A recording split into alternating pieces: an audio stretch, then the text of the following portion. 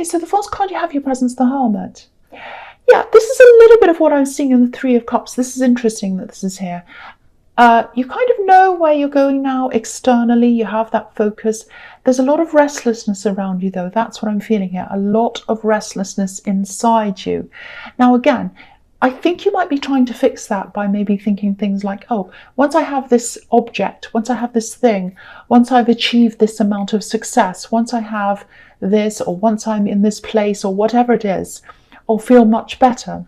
Now, I don't know if this is going to make sense, but I'll try and say this in a way that I hope it does. The destination you're trying to get to, the thing that you want, even though you might not realize this, or you might kind of have some idea of this because you are going through this process, it's an internal destination. It's an internal thing. It's a spiritual destination. That's where you're trying to get to, whether you realize it or not. So I don't necessarily mean that it has anything to do with religion. It's a very personal thing. Each individual finds this in their own unique way. They find this kind of inner spiritual destination in some way. Some people do find it in organized religion. Some people don't. Some people find it by there are a million different ways you can do that, because more than a million, because your way is your individual way that suits you.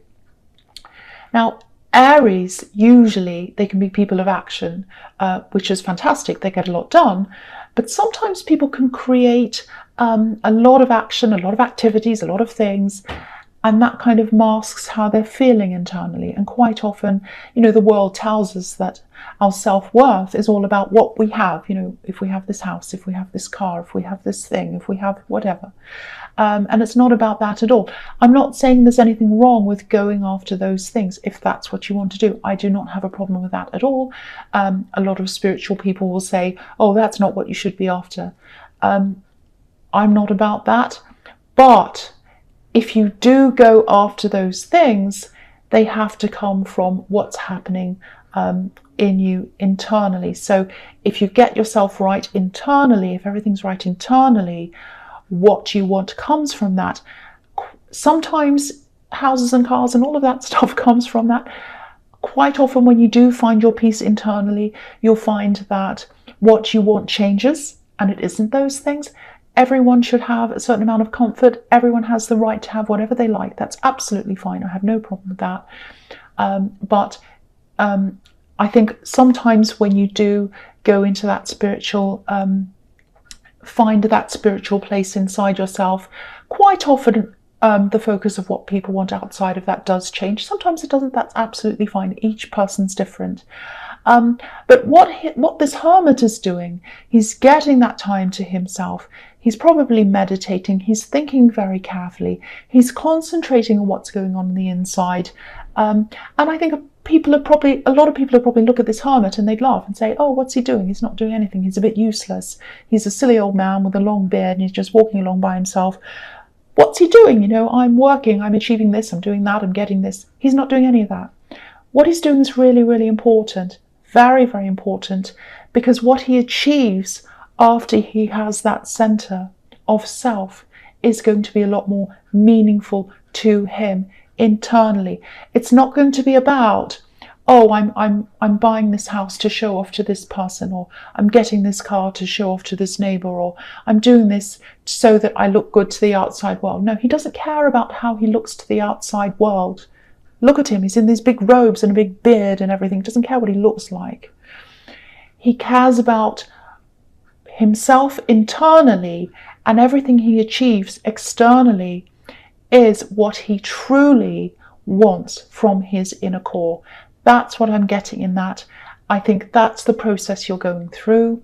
And I think if you're having a lot of stresses about backwards and forwards things, do I want that? Do I not? Do I want to have that thing or not? Do I really want to make that decision or not?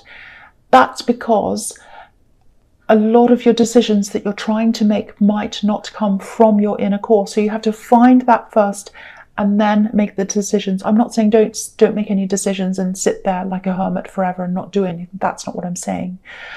It's a process that you need to do while you're in the world, obviously.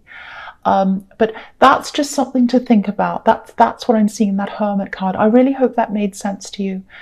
Okay, so the next card you have your presence, the Three of Wands. Okay, this is what I'm seeing in this. This is obviously the card of waiting. I'm seeing a few things here.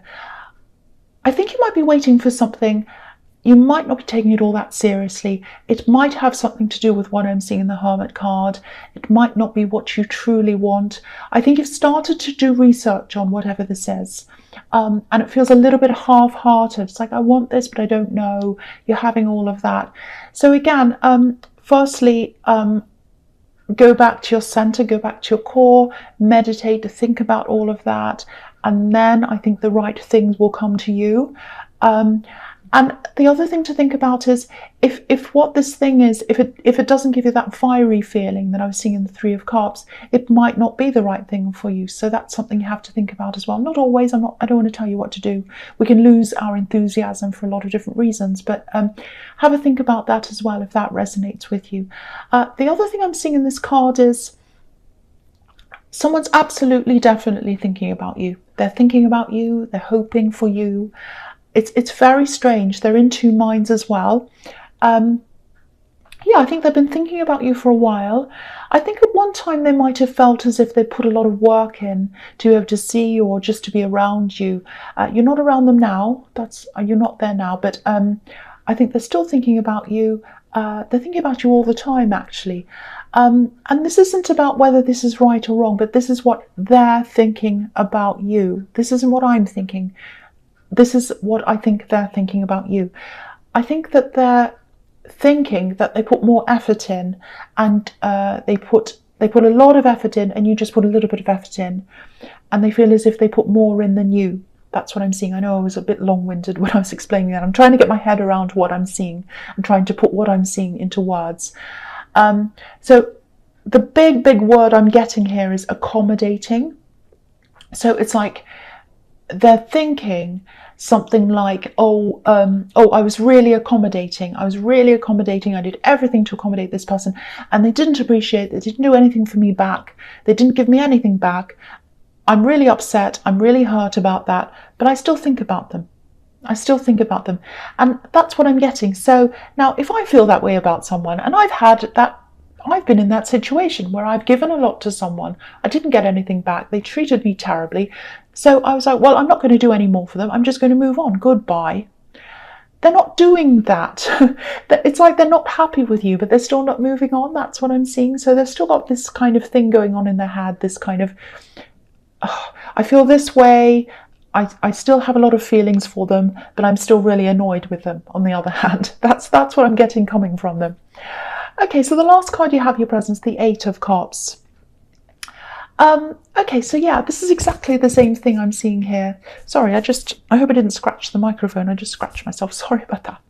I keep on touching my microphone without realising it. I don't mean to. I'm moving my hands all over the place. You can't see them when I'm talking. Okay, so yeah. Same thing again in this card. I think you actually might have had this exact same card in your last reading, actually. So again, you're not around this person, you're not talking to them. I don't think they're talking to you either. They're definitely still thinking about you, and they're still very emotional. This is a big wall of cups here, and they're watching you. They're probably watching you from far away.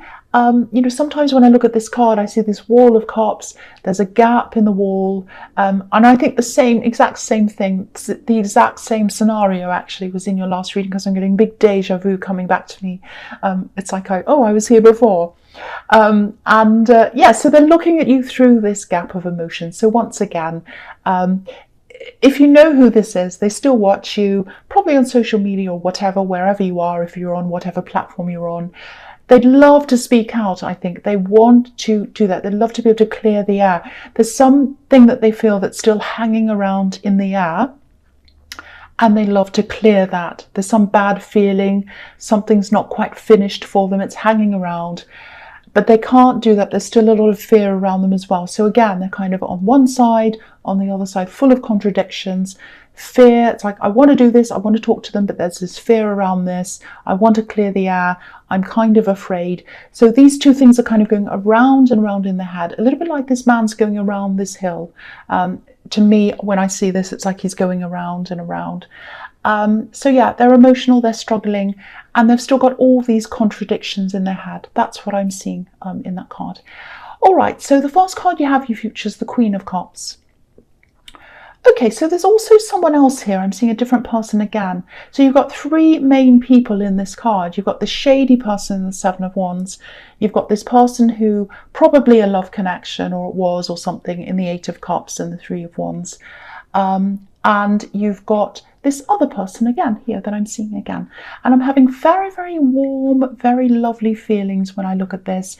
The Queen of Cups, she's a very emotional, very sensitive person. So there's someone else here in this card. They'd love to be around you. I'm not seeing a love connection here. This is someone who's really, really caring. And I think what I'm getting is I'd like to see them. I'd like to see them. So they'd like to see more of you. They have a few health problems around them, I think, but I don't think that's what's stopping them from being near you. And they're well loved. A lot of people love this person. Children love this person. Just look at this card. There are these two cherubs on the back of her throne. These two little children, they look like babies. They're absolutely gorgeous. And they're kind of looking over the back of her and they're watching her with all this love. It's like, oh, I'm sitting here, I'm kind of almost asleep, like a little baby's almost asleep and have their eyes open and they're just looking at you. And it's like, oh, I love this person. I put all my trust in this person. And, you know, I just adore them. They're always there. When I see their face and I wake up, I smile. That's the kind, it's just two little tiny babies. They're so beautiful. And so maybe they have children. If they do, these children absolutely love them. But what I'm seeing is there's a little bit of discontent around them, and that's because they want to see more of you. I keep on getting this, I want to see you, I want to see you. I don't know if you're going to see them. If you're not, I would try to see them as soon as I possibly can. That might be happening, actually. I don't know. You might be visiting them. I don't know. I just saw that. You know, talk to them more often. I think you do talk to them, but you just talk to them a bit more often, see them a bit more often if you can. I can see that you're busy in this whole reading, but see them a bit more often than you can. Talk to them a lot. They just want to be around you. They just want to be around you. That's what I'm seeing. So the next card you have for your Futures, the Knight of Pentacles. Yeah, again, here's the shady person. This is what I'm seeing. Here's the shady person in the Seven of Wands. They're going to keep on contacting you. Sorry, I think I touched my microphone again then. I'm really sorry about that. I'm going to try and keep my hands away from it. Yeah, so they're going to keep on contacting you, or they're going to try to. I don't know. They're going to try to keep talking to you a little bit more. I think they still have, at this time, I think they still have this silly, misguided idea that you're not as intelligent as you actually are. What I'm seeing is, I actually think something's going to come out. It's going to be like one word or something they say, and it's suddenly going to become really obvious that their intentions aren't great. And I think you knew this all along. That's what I was seeing in the Seven of Wands. I'm getting this, I'm getting this really embarrassing feeling. So it's like they're probably going to embarrass themselves. A word's going to come out, they're going to say something and it's going to be very embarrassing. And then they're going to say, oh, this kind of exposes me. That's kind of the thing I'm seeing, because what's standing out to me in this card again is the yellow. It's an overwhelmingly yellow card, and yellow can represent intellect. So you're very intelligent and they don't see that once again. And also, if you look at this card, if you look at his helmet, there's growth coming out of his helmet. There's kind of a plant coming out of his helmet. So there's growth coming out of his brain. He's very fertile in his brain. He has a lot of thoughts. He's very smart. So I actually think after this kind of embarrassing conversation, or whatever this is, I think they're actually going to be really quiet after that, and they're not going to come towards you anymore. They're not going to say any more, like this knight who's just sitting here, he's not doing anything. So I don't think you're going to get any more action, any more talk, anything else out of them after they have this embarrassing conversation, or they say whatever this is. That's what I'm saying, and I'm laughing because it's embarrassing. Okay, so the last card you have for your future is the Queen of Swords.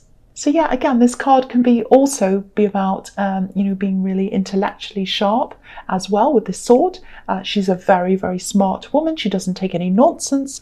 She knows what's coming up to her. It's like, I know what's going on. I know what's going on. I can tell whether you're naughty or nice, like Father Christmas. And I'm going to stand here with my sword and say, okay, I know what you're about. I decide whether I let you close to me or not. That's why I've got this sword. That's what she's like. She's very smart. She's also very emotionally sharp.